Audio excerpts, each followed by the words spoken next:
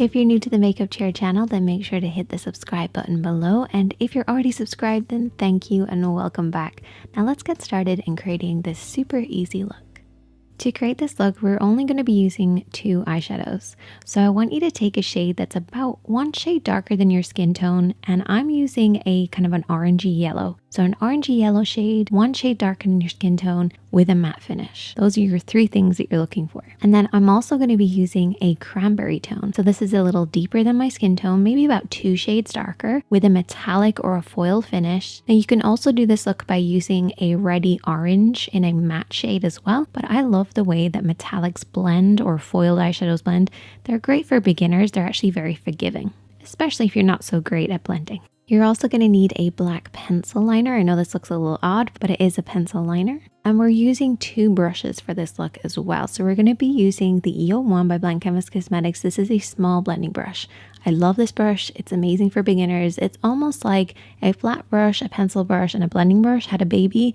It would be this brush. It's a combination of all of those and it blends as it applies. So it's a great one for beginners. And our other brush is a blending brush. So your favorite kind of fluffy blending brush. This is the E13. You're also going to need some mascara. I'm also going to be applying some lashes. And you're also going to need to use an eyeshadow primer, and this is going to prevent our lids from getting stained.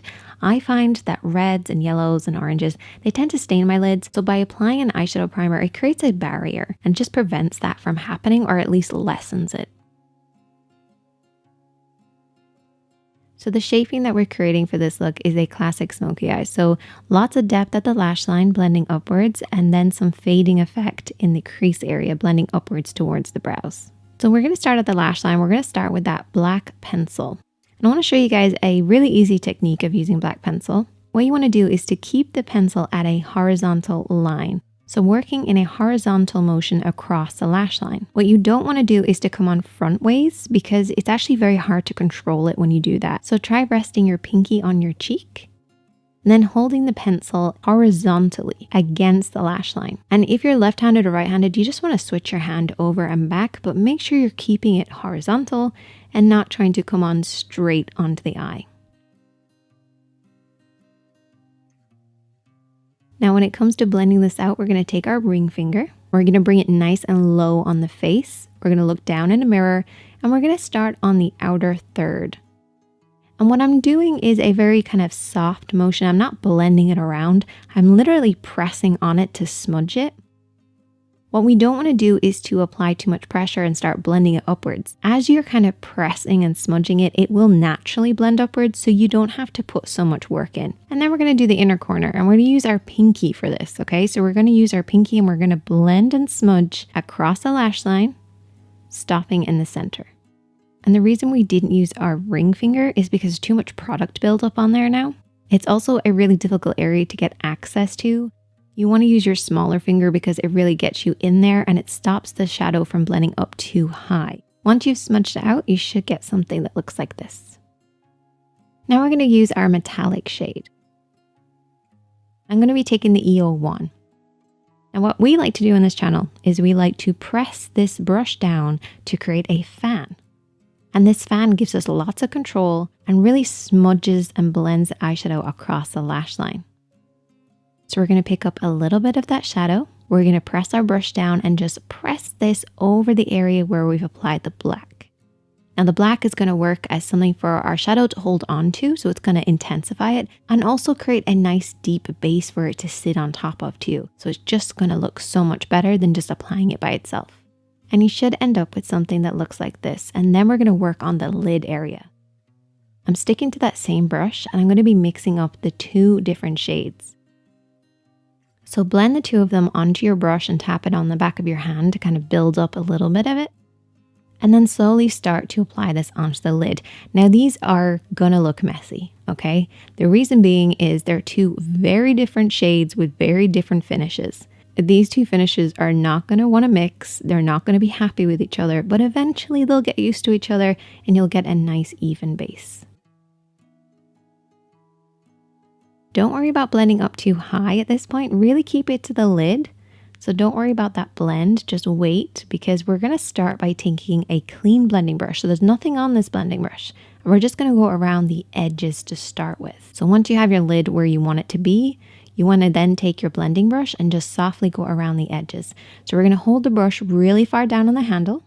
We're going to bring our hand nice and low. And we're going to softly tap upwards, blending over and across into the crease area. So where the eyelid creases into the eye shape. Just keep that blend very, very soft. You're not really touching the skin. It's just kind of gliding over the lid. Once you feel like you have a soft fade there, we're then going to go in with a very small amount of that yellowy orangey shade. And I'm only coating one side of the brush. I'm tapping off the excess. We're holding the brush a little higher on the handle this time, but still keeping it nice and low. And then we're going to start using that same motion of blending over and back into the crease area. And then we can bring your hand a little higher. And the reason we do this is because the higher your hand is, the lower the blend is going to be. So we don't want to bring too much of that pigment all the way up towards the brows. So we still want to leave a nice gap underneath the brows. And this technique will definitely help with that.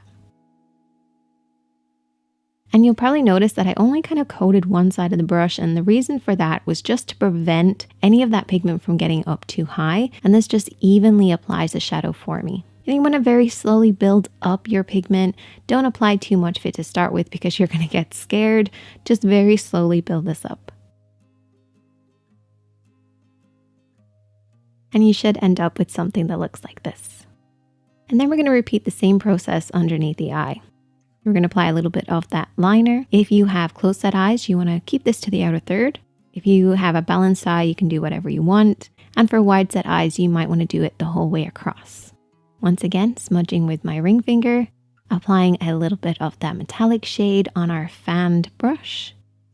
Working this underneath the lashes on top of the black.